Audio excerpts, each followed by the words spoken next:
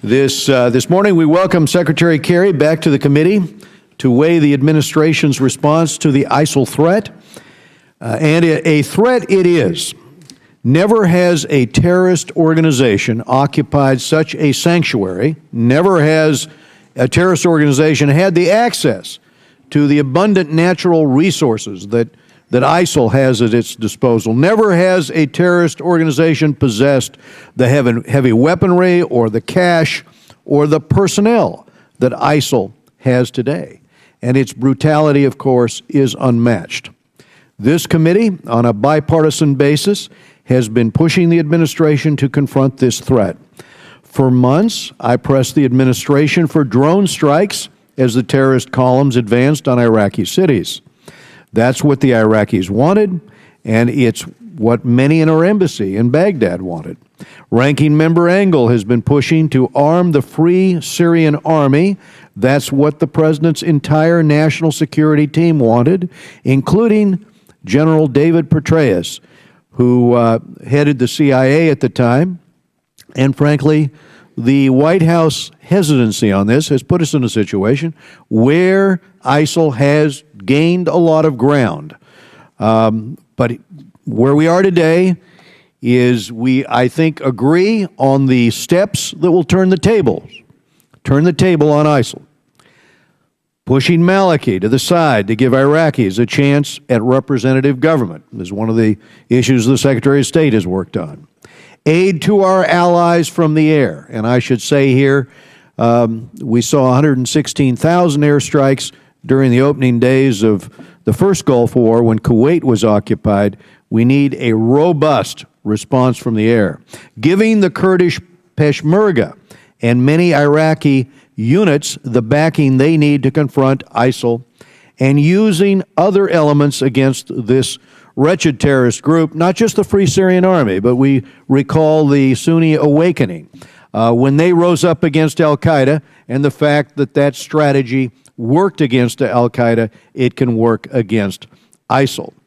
We have here an organization on the ground, a jihadist group that frankly has carried out massacres of Christians, Yazidis, Shia, Sunnis, beheading 2 American journalists, enslaving minority women, turning them into concubines. Frankly, a jihadist group that demands the international community come together to suppress and defeat it. And it's good that we have finally acknowledged that we do have a partner on the ground in Aleppo, Syria, just not one that is adequately trained and adequately supplied to take on the formidable ISIL and Hezbollah-backed regime in Damascus. But ISIL has to be attacked in Syria. It has to be attacked in Syria because the sanctuary, the base of operations, base of training is on the Syrian side of that border. And to defeat a terrorist group, you've got to go after their sanctuary. And as we hit them from the air, there has to be engagement of the ISIL forces on the ground that are already attacking Aleppo. Yesterday's House vote was a first step, and we trust that you will be in close touch with the committee, Mr. Secretary, as you get this training program off the ground. So it's us in the air, it's the local Kurdish and Arab units providing the combat troops on the ground, maintaining the momentum against ISIS to defeat it. And the administration is right to get as many others in the region and from around the world to step up. This isn't just our fight. The Secretary is just returning from a trip to the region and has been talking with other nations. Some will contribute cash, others intelligence or military support, but we'd like to hear more about the pledges of support. Just who will be bringing what to the table? How firm is their resolve? And while we are aware of the plight of those Turkish diplomats that are being held captive, the bottom line still is that Turkey is a NATO ally, and it is not pulling its weight, and that has to change. Of course, not all in the region will play a constructive role. Qatar comes to mind, and the committee certainly doesn't see Iran's regime doing anything other than what it has done for the last 30 years, bring destruction to the region through their machinations. We look forward to meeting with General Allen, who you just appointed, Mr. Secretary, as the special envoy for the global coalition to counter ISIL to discuss these and other issues. The ISIL threat is a dramatic wake-up call.